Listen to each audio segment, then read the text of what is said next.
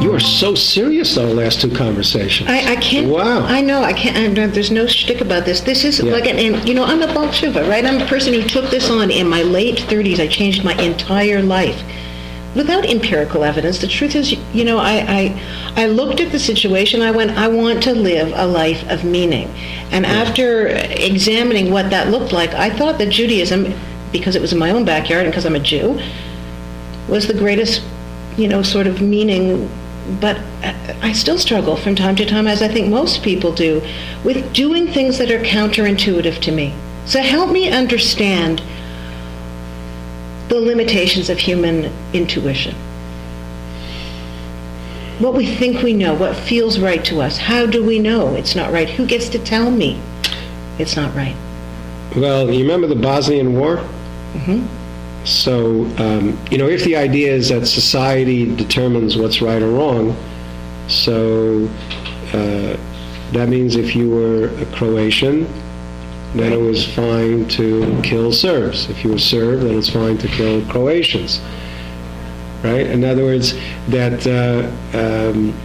at any point around the world you go, you'll find where societies are living or behaving in very, very bad ways. One great example is if you and I would take a time bubble back to pagan time periods, and where child sacrifice is rampant, and even the so-called higher societies like the Carthaginians, the Mayans, they're all practicing child sacrifice. Right. So you and I get off the time bubble, and we say, what you're doing is evil. So what are you talking about? Everybody does it.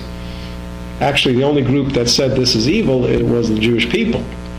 But the idea of that, human intuition or human reason is enough to decide what's moral it sounds good, but unfortunately it's just not true. So are you saying that when Torah came into the world, that these were new ideas that people did not have? I understand the pagan thing and the child sacrifice thing I've heard before, but I wonder what else. No, you had the Hammurabi Code. You had, obviously, again, you had pragmatic codes of how society should live.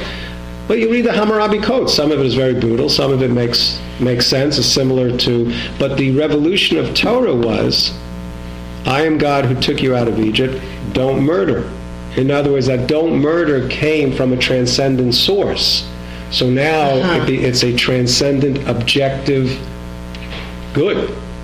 That was our revolution. Okay, so if the revolution was that this non-contingent first cause gave us a set of instructions that were for our benefit, what happens to the person who can't make that leap?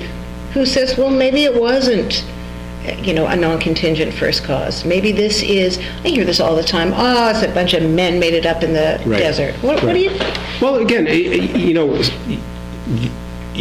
when a person brings that up, my experience has been sometimes they're bringing it up because they kind of want an out. Right? In other words, look, this stuff is scary, it's too much, it's too big, it's too this, it's too that, but you don't want to say that to yourself, so you just say, well, it's just a leap of faith. Right. And without really looking at it. And then you have the serious thinker. So the serious thinker looks at the evidence and then makes a decision, which is a lot of fun. The interesting thing about the serious thinker, and they come in all different religious shapes and sizes and colors and lots of different worldviews. But it's interesting that the greatest minds, really, with the exception of obviously some of the devout secularists, which have their own religion also, it is the contemplation of the meaning of life, I think, that brings out the greatest of the human potential. Well, look, that's why there is an idea of 6 constant mitzvahs, and one of those constant mitzvahs is to know God. So the question is asked, wait a second, knowing God would be, you look at the evidence, you look for the evidence of design, first cause, whatever the rational basis is, right, and then you decide either it's reasonable or it's not reasonable. So how can it be a constant mitzvah? And the answer is because Leda means to integrate the reality of God. And that's a lifelong pursuit. For sure. That's a lifelong pursuit. So you can forgive yourself if you're sometimes like, I'm doing it, but I'm not so sure. here's a very important point. This is extremely important. Okay. People confuse what they know versus what they feel. Obviously, the highest level of knowledge is, the knowledge is so clear that I feel it in my bones. Right. But that's a high level. There are a lot of times where we know something, but we don't feel it. A lot of times in marriage, I know I love, I just don't feel it right now. Oh my gosh. So because you don't feel it doesn't mean you don't know it. And that's a very important thing. There are going to be times you wake up in the morning and you just don't feel God. Doesn't mean you stop knowing something. That is absolutely true and fine for all marriages, with the exception of mine. If my husband is listening, he must know and feel 24/7. He, not you. That's just correct. him. Of Yeah, course. 100%. Okay. No question about Okay, that. thank you. Yes.